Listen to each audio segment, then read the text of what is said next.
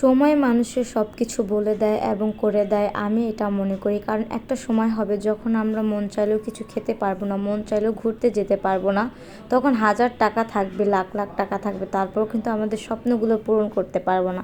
Hello everyone, আসসালামু আলাইকুম। কী অবস্থা, সবাই কেমন আছেন? আশা করি সবাই অনেক বেশি ভালো আছেন। তো গত ভিডিওতে দেখেছেন যে আমরা ঢাকা চলে আসছি, আর ঢাকা তো আমরা একটু কাজে আসছি যেহেতু। আর এবারে কাজে আসা হলো যেহেতু আমার হাজব্যান্ডের একটু ব্যবসার কাজে আসা হয়েছে। তো সে তো সবসময় ক্যাঙ্গারুর মতো আমাকে বাজারে নিয়ে আসবে, কারণ সে একা একা কোথাও যাইতে তার পছন্দ না, আমার ভালো লাগে না। বউকে সাথে সাথেই নিয়ে যাবে যেখানেই যাক না কেন। যাই হোক, একদিন দুদিনের জন্য আসছে, তারপরেও আমাকে নিয়ে আসতে। তো এখানে আয়সা তো যেহেতু আসার পর আর বের হয় নাই, তো বললো চলো আজকে বিকেলবেলা আমরা একটু বের হয় এবং রাস্তাতে একটু ঘুরে আসি। যেহেতু আমাদের রিক্সাতে ঘুরতে দুজনের খুব বেশি ভাল লাগে, কি বলবো। এই সময়গুলোকে যখন অনেক বুড়ো হয়ে যাব তখন খুব বেশি মিস করব, কারণ তখন কিন্তু আমাদের এরকম আর মন চাইবে না। মানুষ বলে যে এটা যখন যেটা মন চায় তখন ওইটা করা উচিত, কারণ বয়স থাকতে থাকতে সব রকম শখ আহ্লাদ পূরণ করা উচিত। কারণ হয়তো এখন আমাদের শখ আছে কিন্তু কি নাই, মানি নাই, তাই না? কিন্তু একটা সময় অনেক টাকা পয়সা থাকবে, কিন্তু তখন কিন্তু আমাদের এই শখটা থাকবে না। তাই অবশ্যই অবশ্যই যতটুকু শখ পূরণ করতে পারি, হয়তো প্রাইভেট কার দিয়ে ঘুরতে পারবো না, তার রিক্সাতে তো ঘুরতে পারবো অবশ্যই। আর আজকে কিন্তু আমরা প্রায় 2-3 ঘন্টা যাবত রিক্সাতে ঘোরাঘুরি করছি, আর আমাদের কাছে খুব বেশি ভাল লাগছে, কি বলবো। আর বিকেলের ওয়েদারটা ছিল অসাধারণ অসাধারণ, মানে বলার বাইরে। আর অবশ্যই তো এটাই তো বাস্তব কথা যে সময়ের সাথে সাথে এবং বয়সের সাথে সাথে আমাদের নিজেকেও পরিবর্তন হয়ে যেতে হয়। কারণ একটা সময় বাচ্চা কাচ্চা হয়, তাদের যত্ন নিতে হয় এবং ওরকম মন মানসিকতা আর থাকে না, তাদের নিয়ে ব্যস্ততা হয়ে যায়। আর এখন অনেক কিছু খেতে পারবো, অনেক জায়গায় যেতে পারবো, তখন কিন্তু মনও চাইবে না, কেমন মানে অন্যরকম শরীর হয়ে যাবে, তাই না? অন্যরকম হয়ে যাবে শরীর, নানা রকম রোগ ব্যাধি ছড়াবে, নানা রকম কাহিনী হবে, তাই না?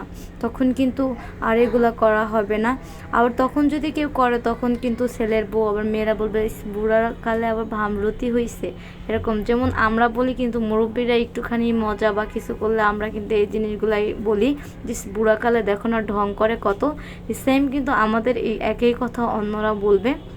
তো অবশ্যই আমি এটা মনে করি যে সময়ের সাথে সাথে দুজনের যতটুকু ভালোবাসা, আবেগ বা যতটুকু জিনিস, একটু ঘোরাফেরা এগুলো করলে যদি একটু ভালো থাকা যায় প্রিয় মানুষের সাথে, তো অবশ্যই সেটা করা দরকার।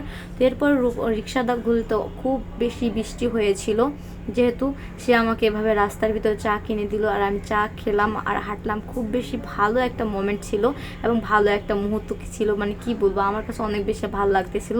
তারপর চলে আসলাম একটু পার্কে। এই পার্কে বলেন তো কোন পার্কে চলে আসছি।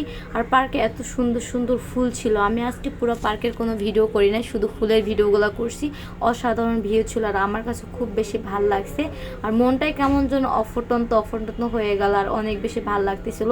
আর এইগুলা কি বলেন তো, কাক, আর কাকগুলা দেখেন এদিকে বৃষ্টি নামছে যেহেতু, আর এটা ছিল কাঠবিড়ালি। তো সব কিছু মিলাইয়ে কিন্তু আজকের বিকালটা আমার অসাধারণ গিয়েছে আর খুব বেশি ভাল লাগতেছে। হয়তো এই সময়গুলো কিন্তু আমি আর কখনোই পাবো না, যেহেতু আমার পরে পিৎজা খাওয়ার মন চাইতেছিল, সে আমাকে পিৎজা খাওয়াই আনছে। এরপর বাসায় চলে আসলাম। বাসায় এসে দেখি এই যে নাস্তার আয়োজন করছে নানু, চা বানাচ্ছিল। এরপর আবার হলো এখানে রাঁধুনির কি অভাব আছে বলেন, দুজনে এই যে পাস্তা রান্না করা শুরু করে দিছে। তো এতগুলা পাস্তা রান্না করছে, তো সবাই মিলে পাস্তা খাওয়া দাওয়া করবো, এ আর কি।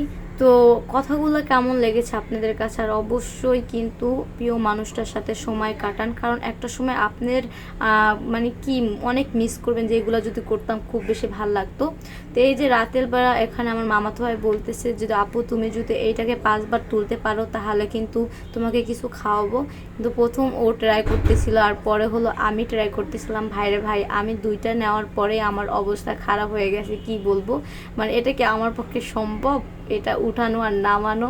আমার তো পুরাই অবস্থা টাইট, কি বলবো, পাছাতে হাগা বের হয়ে যাচ্ছিলো, এই অবস্থা। তো আজকে এই পর্যন্ত। ভিডিওটা কেমন লেগেছে আপনাদের কাছে অবশ্যই কিন্তু কমেন্ট করে বলে যাবেন। আসসালামু আলাইকুম। পরবর্তী ভিডিও আবার দেখা হবে আপনাদের সাথে।